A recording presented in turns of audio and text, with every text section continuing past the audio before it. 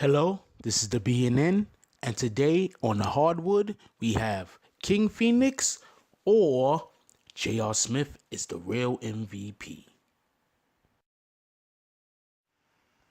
There has been a lot of talks about rigging the games. So first, let me address that issue. I'm going to start with Game 7. In Game 7, the Cavs shot 25 free throws, and the Warriors only shot 13. That's a really big disparity. But also, think about it like this. In Game 7, the Cavs were going up against a Warriors team that did not have their inside presence in Bogut. And since they did not have Bogut, they had people who didn't have the shot blocking acumen as him, the ability as him. So therefore, a lot of times that people came to the rack on Cleveland, they were actually being fouled. Now, were it 25? Were their fouls worth 25 free throws? Probably not. But they were fouls. When you take into consideration, if you have a Festus Ezeli trying to block a shot, he has to jump higher and he has to jump sooner and he has to jump with a little bit more enthusiasm than a Bogut who is a couple of inches taller than him and has longer arms.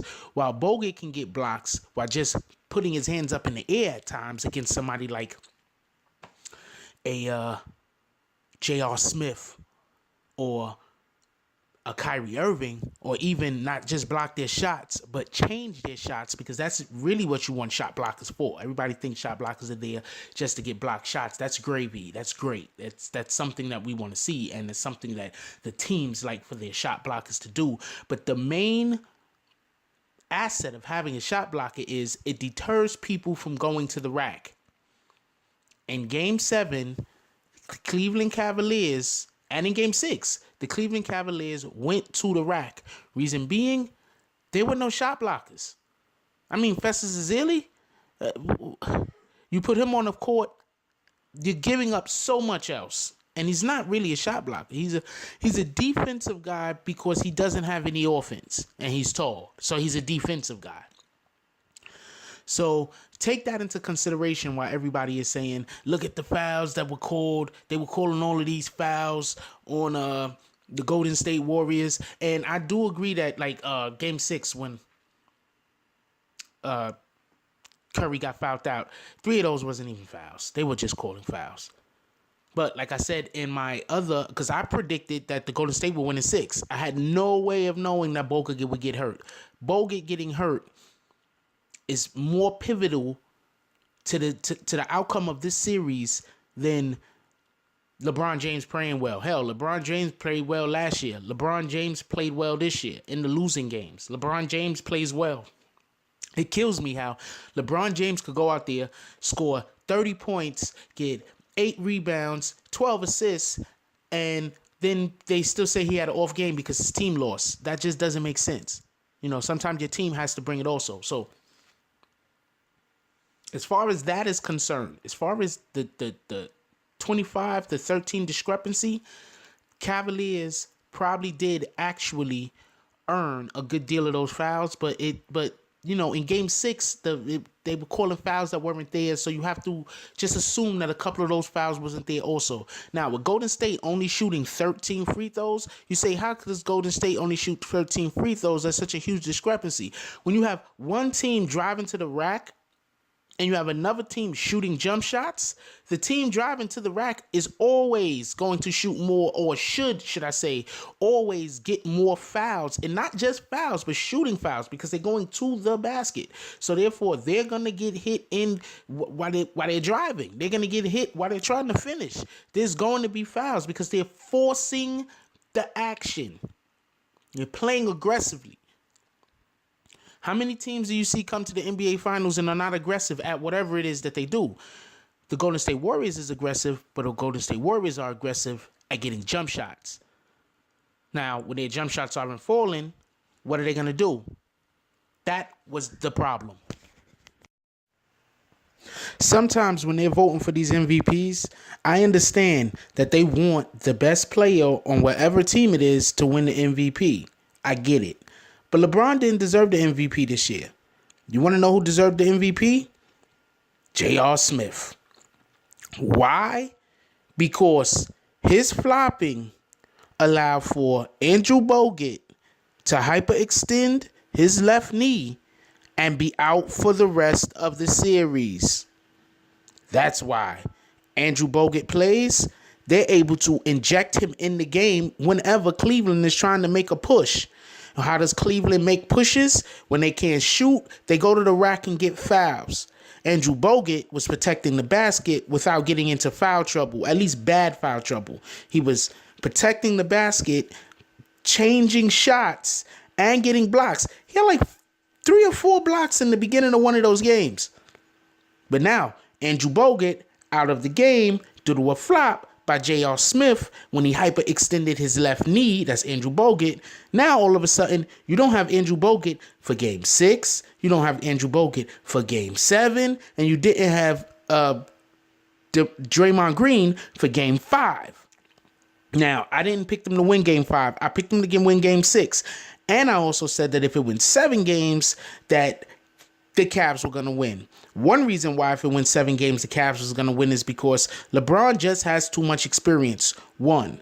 Also, the way the series was going, everybody is complaining about the fouls late. Like, if you know basketball, and I'm not saying that if anybody disagrees with me, they don't know basketball.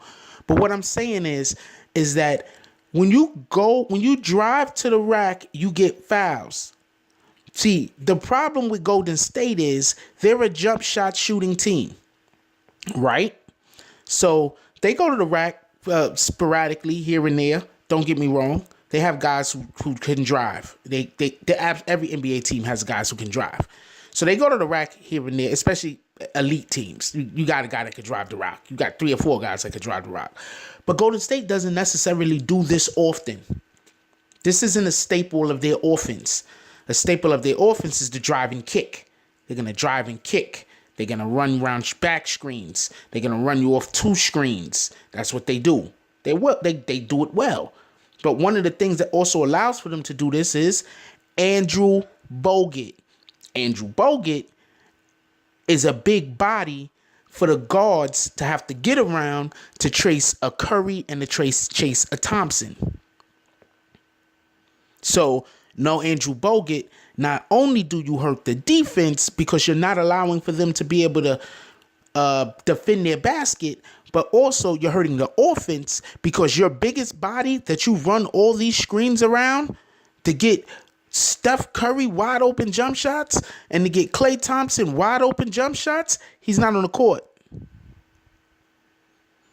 I personally think that the adjustment they should have made was when they want to, because on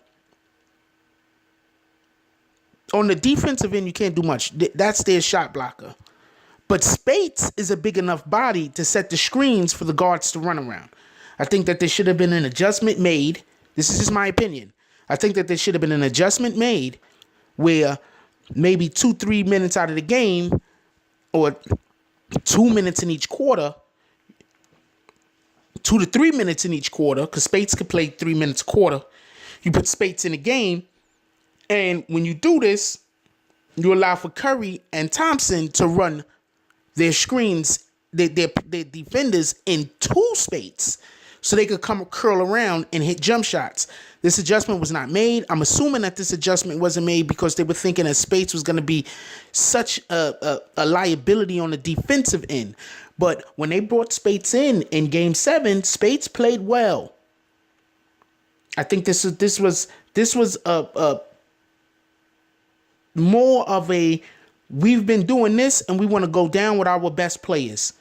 And I'm not knocking that, but when your big guy in Bogut gets injured, you got to restructure the game plan. Then you have to do something. If you're not going to restructure the game plan, you got to swing personnel to be able to allow you to play that game plan that you were playing. Now, the game plan in which they were trying to carry for a whole entire game is a game plan that they usually use intermittently throughout the course of the game for a couple of minutes here, a couple of minutes there, a couple of minutes there. Their death lineup. But when you start out at the peak of your abilities, obviously through the course of the game, the other team, if you're not just going to blow them out of the water from the gate, the other team is going to catch up to you. This is basically what happened in the finals.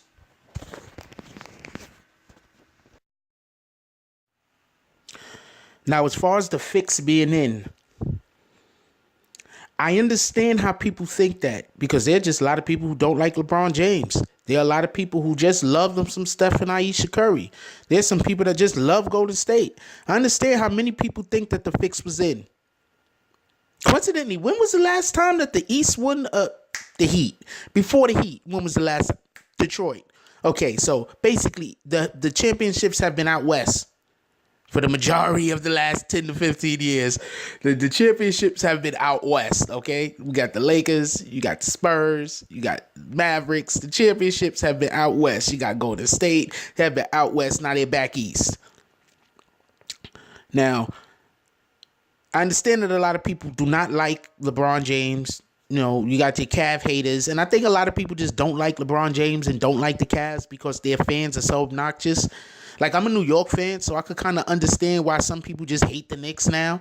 Some people just hate the Giants because when you're going up against obnoxious fans that just, I mean, but you know, usually when I deal with when like us New York fans, I'm gonna say like talking stats. Like, you talk to a New York fan that got any sense about himself, he's probably gonna. You talk to any fan that has a lot of sense about themselves, they're gonna talk stats. That's just fact. But in New York, we got a lot of different teams that are always competing against each other. So you got a lot of in New York arguing, like with the Yankees, with the Mets. You know, not so much with the Nets when they were in New Jersey, but now that they're in Brooklyn, with the Nets and with the Knicks a little. But you know, the Knicks suck right now. They got to make some adjustments. I'm gonna have a video about that. Obviously, you got to make some adjustments. You know, you got the Islanders, you got the Rangers, you got the Devils a little. You know, so there's a lot of inner arguing in New York. So, you know, a lot of times that people think New Yorkers are being obnoxious. It's just that we've been having these debates with our friend next door for the last 15 to 20 years. Now, the internet came up about 10, 15 years ago. You know, it really started really popping like, at 04 with the internet. 04, 99, between 99 and 04 is when a big boom happened. So with the internet, so now the internet is really popping. So now instead of arguing with the guy next door about how the freaking the Jets is bums and the Giants is great. I like both teams. I like every New York team, don't get me wrong. But how the Jets is bums and the Giants are great, or how the Giants is bums and the Jets is great. Now we get the opportunity to argue over the internet and tell the whole world what we think about our teams. So a lot of people think the New York fans are obnoxious and they don't like us and they don't like our teams because of us. But I'm gonna let you know right now, some of the most obnoxious fans that I've ever run into are LeBron James fans. And this is a stat. I'm just going to say this real quick. This is a stat that I hate for people to talk about. They say, oh, well, LeBron James have better stats than Kobe over the same amount of time. Well, slow down there. Kobe played the beginning of his career with an all-time great. Okay, in Shaquille O'Neal. So just slow down there, Mr. Superfan, with your stats over there. You know, you got to take some kind of common sense into consideration also when we having any kind of debate about any sports team. So basically anything. Whenever you have two differences of opinions on anything, let's take some common sense into consideration. He played with a in his prime Shaquille O'Neal. How you think he gonna average 30 a season with an in his prime Shaquille O'Neal? Are you crazy? Shaquille O'Neal was a monster. You understand what I'm saying? Like, this dude was a monster. Shaquille O'Neal, how is he gonna? So calm down over there. My opinion is Kobe and LeBron are two different types of players. So it just depends on what type of player you prefer. If you like an assassin, if you like somebody who is a trash talker extraordinaire, you're going to go with Kobe. If you like a guy that affects the game in a lot of different manners, you're going to go with LeBron. LeBron affects the game in a lot of different ways. A lot of different ways. I mean, put it like this. If you put LeBron with a young Shaquille, I can't say they win more championships. Maybe they win the same amount. Maybe they win less. I can't say they win more. Because Shaquille didn't need somebody to facilitate.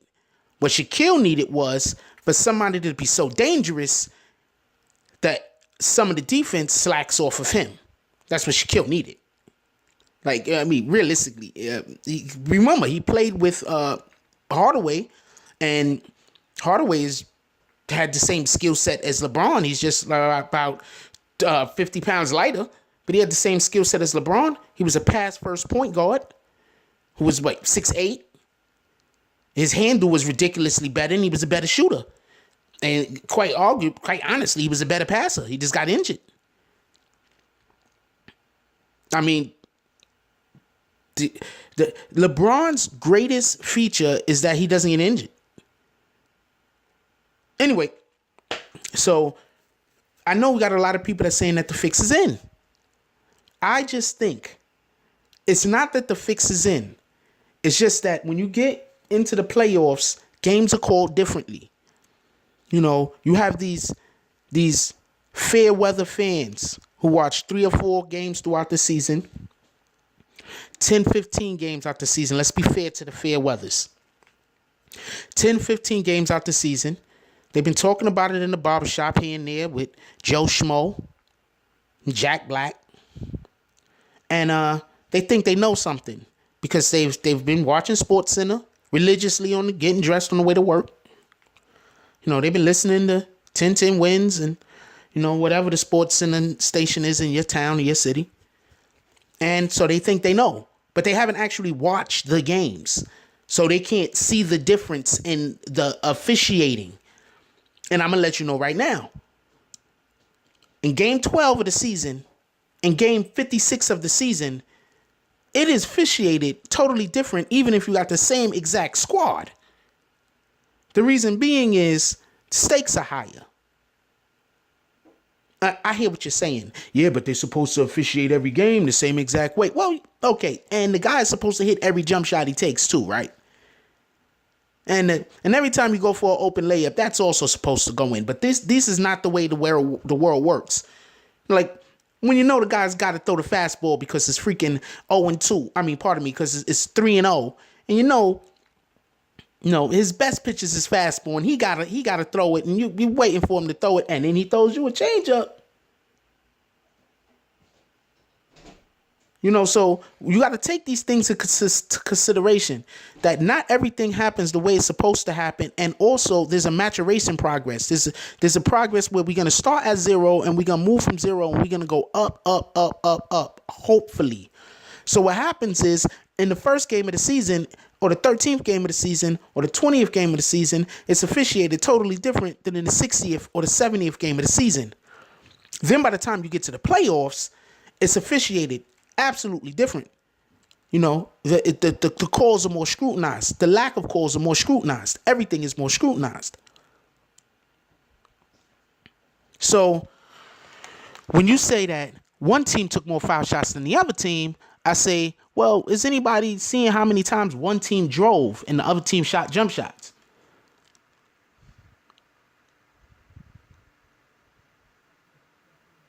I'm saying, are you paying attention to how many times a player was mismatched? You know, a big guy got the ball on a post on a little guy, or a little guy had the ball on the perimeter on a big guy. And can we get a shout out to Tristan Thompson? Because Tristan Thompson was switching out on Curry, and he was like, I got this. Let's get a shout out to Tristan Thompson.